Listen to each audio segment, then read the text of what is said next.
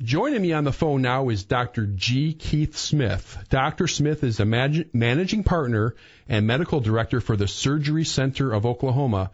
Dr. Smith, are you there? I am. How are you this morning? Oh, fantastic. I'm so happy to have you on the show. Well, thanks for having me. Yeah, you guys have a great story there in Oklahoma City. Let's start out by describing the unique way you provide health care and how you came to start the Surgery Center of Oklahoma for my listeners here in Florida who may not know who you are. Okay. In 1997, another anesthesiologist and I, Stephen Lantier, just have really grown tired of working in the hospitals where we saw patients treated not so well medically, but also not treated well financially. And we decided we could act as accomplices for the rest of our career, or we could do something about it. So we walked out. We walked away from our very busy anesthesia practices involved in old, mismanaged surgery center and decided to be different, to never take a dime of government money, which we have not done to this day, and also to practice at the time what we call price honesty. And we saw the usual cronies just line up against us, and they've been that way for years, just working very hard to make sure we were not successful because what we were doing was very threatening to the status quo. Right. And about 4.5 years ago, we decided, you know what, we know we're cheaper, and we feel like quality-wise we're better, so we just put our prices online. And that was a radical and unique move that has caused really a series of events that have really surprised us. The first thing that happened was Canadians showed up. And they just, they're in long lines like I'm afraid people are about to see here. And they found they could buy their way out of line pretty cheaply. So there's people that are using our prices to leverage better deals in their hometowns because they're saying if you don't match the surgery center price, I'm gonna go to Oklahoma City. And so it's had a deflationary effect, not just here locally, but all over the place. And more facilities are trying to do what we're doing. So that's kind of our story in a nutshell. And that's a fantastic story. And as you said, your prices are posted on the website, surgerycenterok.com, and I encourage all my listeners to check that out. And that's the price straight up. And I'm looking at the site right now, and I'm looking now at an epigastric hernia operation with mesh, $3,200. Dr. Smith, if I was to walk down the street in Oklahoma City to a hospital, what would that same procedure cost? What we found is that it's in between 6 and 10 times what we're charging. I always ask patients, wherever they come from, what was your next best price? Because the people in the United States, contrary to what most people in corporate healthcare think, are very savvy shoppers, not just for price, but for quality. And I think that our experience has shown that our prices are anywhere between a sixth and a tenth of what the so-called not-for-profit hospitals charge for the very same thing. Unbelievable. And I think that can be demonstrated so well in this short clip from Reason TV. Go ahead, Bill. The wastefulness of traditional hospitals is reflected in the way they bill for their services. We obtained an itemized bill for a procedure performed at Integris Hospital called a complex sinus surgery, which treats chronically infected sinuses. The surgeon was Dr. Jason Sigmund, who also does the procedure at the Surgery Center of Oklahoma, where the total price is $5,885. The bill from Integris comes to more than $33,000, although the actual bill was even higher than that, since unlike the Surgery Center's price, that doesn't cover the surgeon or anesthesiologist. Integris can get away with charging more than 6 times the Surgery Center's price, because generally its patients don't pay these bills, so there's no real sticker shock. This leads to outrageous markups, such as a $360 charge for a steroid called dexamethasone, which wholesale costs 75 cents, or 3 charges totaling $630 for a painkiller called fentanyl citrate, which costs the hospital $1.50. They're actually... Okay, fantastic. And I have to imagine that Integris and your other competitors in town cannot be thrilled with you. No, they're not. This is really just ripping the curtain back, and everybody's seeing the man who's behind it. And we did this because we knew it was the right thing, but we also did it to really shed some light on the scam and the way that the corporate healthcare people collude and work together to make sure that more money actually goes into the corporate complex of medical care than really should. But I'm a big believer in the free market. We're willing to put our prices out there and compete, and we hope that other people will wake up and realize that what we've seen, just as you said at the top of the show, is not a failure of the free market in healthcare, but really an absence of the free market other than plastic surgery and LASIK surgery. Right. Yeah, the interesting thing about advanced technology, whether it be cell phones, computers, or even TVs, the technology gets better and better and more advanced, and the prices eventually get cheaper, except for healthcare. Yeah, and if you were to do that game from Sesame Street, I'm doing a lot of Sesame Street today, which one of these things are not like the other? Healthcare would stick out because of the enormous detrimental influence government has on this industry. But what you're doing, Dr. Smith, in Oklahoma City, clearly it has to benefit consumers of healthcare in many ways. Your pricing is basic economics. You have to be driving down prices from your competitors. Yes, people here locally are having to respond to our prices as they watch patients walk out the door and come to our facility. The other thing, and like I said earlier, people are using our prices in Florida and New York and Alaska and Massachusetts to say, listen, I've got a plane ticket in this hand and this printed out price list. You need to step up or I'm going to Oklahoma City. So it's had a profound effect. And it's also led people to try to copy us, and I think you're going to see a lot more price transparent sort of efforts in the United States here very soon. I want people to understand too that in healthcare, because the free market is not at work and normal market discipline is absent in this industry by and large, there is actually an inverse relationship between price and quality. So you don't really get what you pay for. In healthcare, there are these quasi-monopolies and cartels. So you get what they give you, and you pay what they want you to pay. So it's actually flipped over. Typically, the lower the price, the higher the quality, because the lower price person or the lower price facility or physician is the one who's trying to compete. And we try to compete not just on price, but on quality.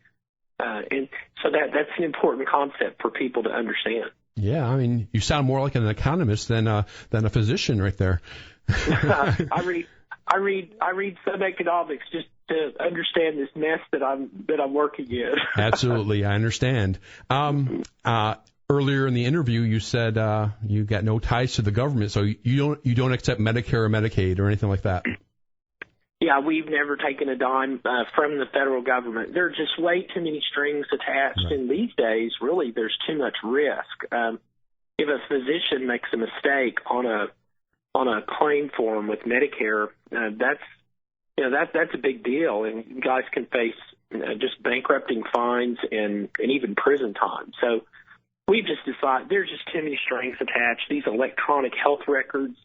That's an industry that was created by government mandates that has a very limited application. But we don't have electronic health records because we take patient confidentiality very seriously. And ultimately, the reason the government has mandated electronic health records is they want to spy on people's health records just like they do their cell phones. So we've just decided that's another benefit of not taking their money is we don't have to go down that road. That's really interesting because, we see the same thing with certain colleges, too. They refuse to take, educational aid from the government because they're going to start dictating how they teach. So I totally understand why you don't accept Medicare. How about private health insurance?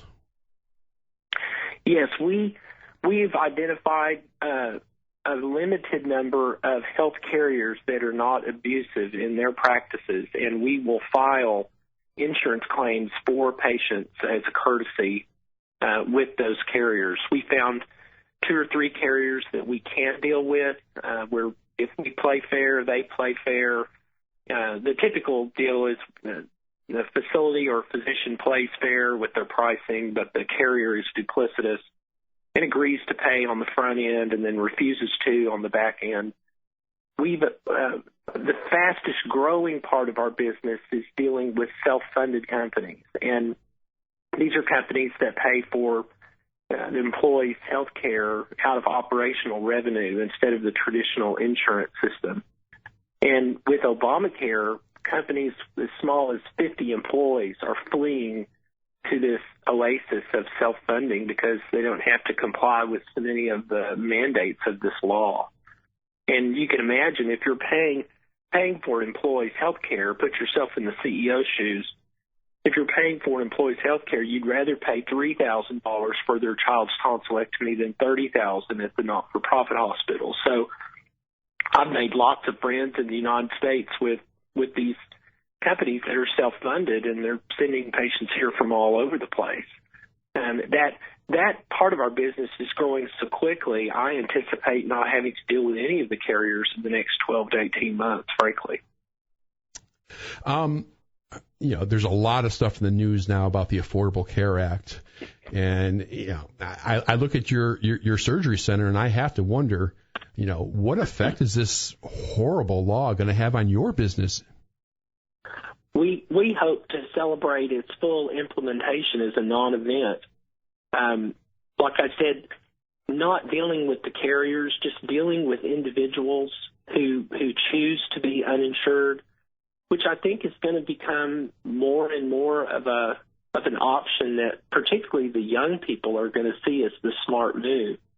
I think people need to have a catastrophic policy to cover them just in the event of just something horrific.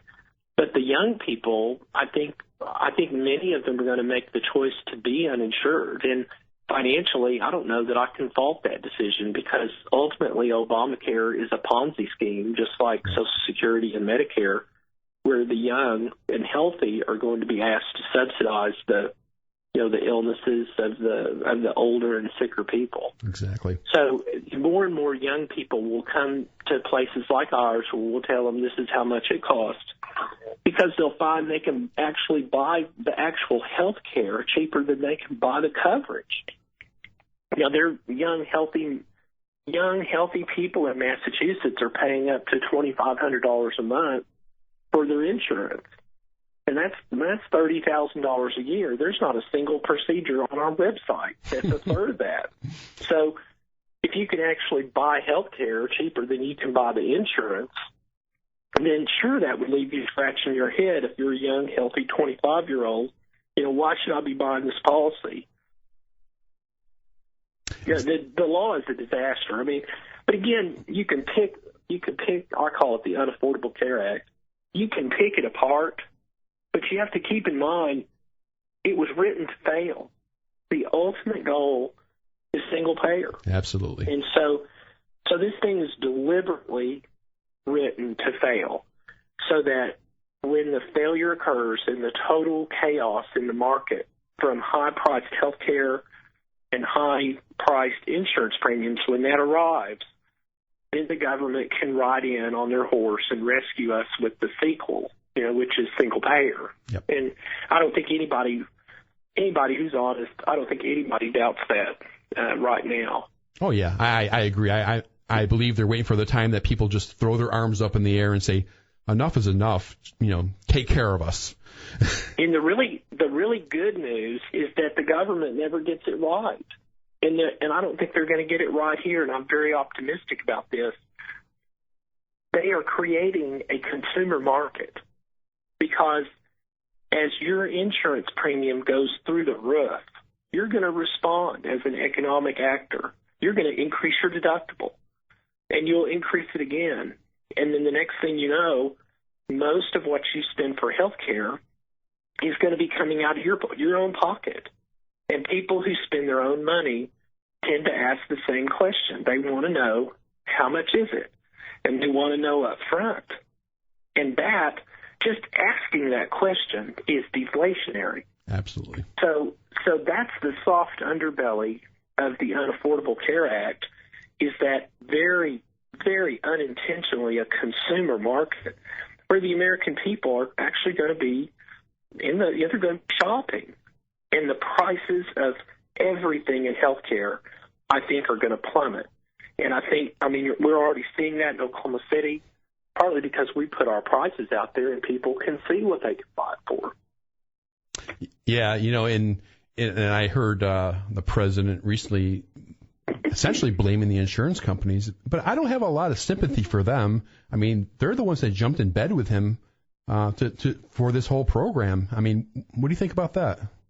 Well, that's very duplicitous, and that's all part of the propaganda game. The insurance companies, of course, help write this bill. Absolutely. So the idea is that when the system crashes, that the insurance guys, the electronic health records guys, big pharma, the big hospitals, don't forget them, and they'll all sit in a room and they'll carve the United States up into regions.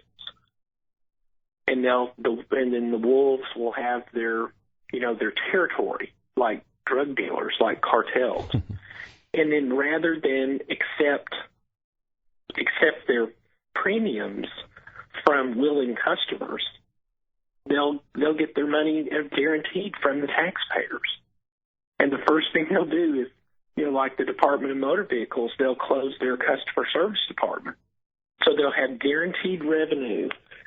And then to maximize their profits, they have this little thing called the Independent Payment Advisory Board. And what that board is going to do, which is appointed by, I believe, by the executive branch, what that board is going to do is say, Dr. Smith, we're going to pay you $20 to do this anesthetic for this person who needs this procedure. Well, come on. I mean, that's not an amount I would be willing to. I mean, that's not mutually beneficial. That's not a good deal. So they'll ration using price controls. So the insurance companies will collect all these premiums, and then there will be these price controls that will reduce the payment for the services below that which anyone will accept. And basically that's how HMOs work. Right. And the insurance companies will just make off like bandits. But right now, the insurance companies are playing along with this theater, and they understand that the man in the White House is going to say, you guys are all bad for doing this, but this is all, I think, part of the plan. Yeah, I think a lot of people agree with you, too. I read something about you that I found a little interesting, and we are coming upon a break in a few minutes, so I'll give you a couple minutes to try to explain it. And maybe I'm incorrect, but I thought I read somewhere that you described your philosophy as Austrian. Can you explain that? I've been heavily influenced by writers and economists who consider themselves and label themselves as proponents of the Austrian school of economics. Ron Paul would be a very prominent proponent of the Austrian school that believes in extremely limited government, Jeffersonian style government, or even more limited, and sound money. So the Austrians, unlike some of the other schools, they don't focus on the free market as the best tool for the allocation of resources. They see it more, and they see that, but I think it's also accurate to say that they see the free market as important ethically and morally, because we want to be free. I mean, I want to be free, and you do too, to have our choices and make our decisions, even if they're mistakes. So Lou Rockwell is the biggest trumpet blower for the Austrian school, and his website is something I highly recommend. But there are a lot of great, brilliant writers that Ludwig von Mises, Murray Rothbard. There's a fellow in California named Butler Schaefer, who I just read every word he writes. So these are people that have formed my economic thinking. Sure, and of course the winner of the Nobel Prize in Economics in 1974, Hayek. Hayek was a disciple of Mises, and Mises was radical. Mises was an extremely radical guy, and he just left Hayek with his mouth open sometimes. But when it all was said and done, Hayek said, after all, Mises was right. He shocked us constantly, but when all the dust settled, we realized that Mises was right on many of these issues. So it's all very interesting reading, and I recommend it. Okay, great. Well, I'm up against the break. My guest this morning so far has been Dr. G. Keith Smith. He's with the Surgery Center of Oklahoma. Thank you, sir, for getting up this morning to talk to us. Thanks for having me. Enjoyed it. You bet. Take care.